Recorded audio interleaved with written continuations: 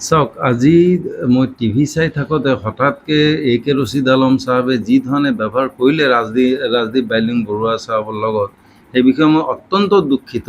এই ধৰণৰ অভদ্ৰ আচৰণ, এই ধৰণৰ অভব্য আচৰণৰ কোনো এক্সকিউজ থাকিব নোৱাৰে, কোনো এক্সকিউজ থাকিব নোৱাৰে। এজন জনপ্ৰতিনিধি, তেওঁ ৰাস্তাৰ চাৰিআলিত থিয় হৈ পিনে এনে চিঞৰ বাখৰ কৰি ফুৰা টাইপৰ মানুহ নহয়। আনকি এনে চিঞৰ বাখৰ কৰি ফুৰা মানুহ, অশিক্ষিত অভব্য মানুহে এই ধৰণৰ কথা নাপাতে ষ্টুডিঅ'ত থাকি পিনে, আপোনাৰ অন কেমেৰাত থাকি পিনে, হয় কি নহয়? এতিয়া বাদ বাকী সাংবাদিকৰ ওপৰত যি ধৰণৰ আক্ৰমণ অথবা সাংবাদিকক অপমান কৰাৰ যিটো এটা প্ৰক্ৰিয়া আৰম্ভ হৈছে অসমতে নহয় গোটেই ভাৰততে, এইটো কিন্তু যোৱা কিছু বছৰৰ পৰা খুব বেছি বাঢ়িছে। আমাৰ অসমতে সাংবাদিকৰ ওপৰত চৰকাৰী বেচৰকাৰী সকলো ধৰণৰ পাৰ্টীয়ে, ৰাজনৈতিক দলে যিভাৱে সাংবাদিকৰ ওপৰত আক্ৰমণ কৰিছে, মই ভাবোঁ যে এইটো এটা অশনি সংকেত।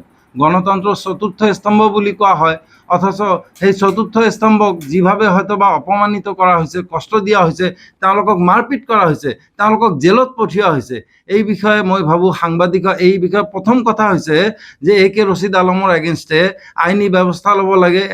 আপোনাৰ নিউজ চেনেলটোৰ পৰা ৰাজদীপ বাইলুং বৰুৱা তেখেতে পাৰ্চনেলি তেওঁৰ বিৰুদ্ধে ক্ৰিমিনেল কেছ হ'ব পাৰে, মানহানি কেছ হ'ব পাৰে, বহুত হ'ব পাৰে। আৰু দ্বিতীয়তে, অসমৰ সাংবাদিকসকল একত্ৰিত হ'ব হ'ল।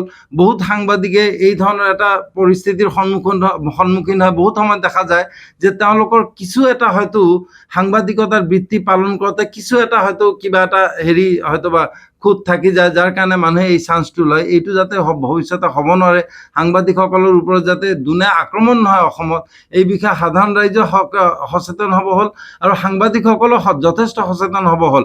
আজি সাংবাদিক এজনক মাৰপিট কৰা হৈছে, তেওঁৰ সেই মাৰপিট কৰা, অত্যাচাৰ কৰা লোকসকলৰ বিৰুদ্ধে এজাহাৰ একচেপ্ট নকৰে থানাই।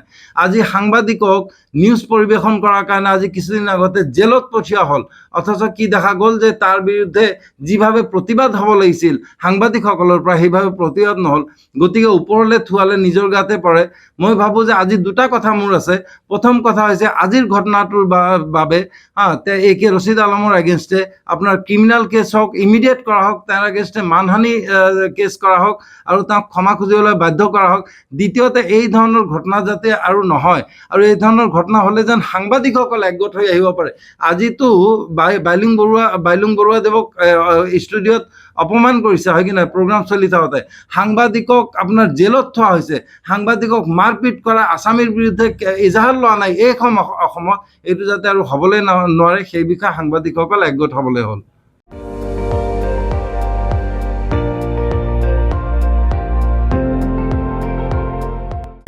আপুনি চাই আছে ND24, সৰ্বশ্ৰেষ্ঠ নহয়, সৰ্বোত্তমৰ দৌৰ।